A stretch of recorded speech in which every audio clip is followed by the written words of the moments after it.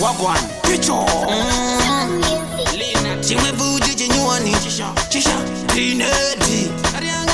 ndiri kubva kuzero ndakananga kuhiro mango mataimbo makisa okatse bhiro ike zvino Davida kubigwa nemafero hazvichina mugano mango matongoti chero pachadira zvinoita zodzo Mwari variko zvinoita zodzo maropafadzo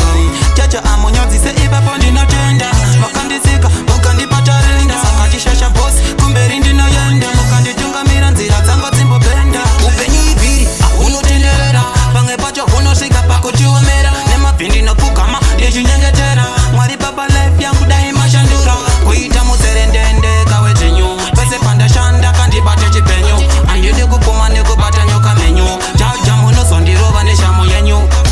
zvinoita zodzo Mwari variko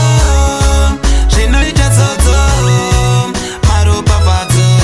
chacho amunyodzise ipapo ndinotenda makandisika mukandipata renda saka chishasha bosi kumberi ndinoyenda mukanditungamira nzira dzangu dzimbobenda imomo mulife vamwe vanhu havafari kutoona muhonge mangu ini mune mari havambofare ndikatenga motikari vanotofara ndiri muchikochikari godo ravo rinovama kutopfuura mhiripiri ziso vakatusa kutoti piriviri havagoneka kushanda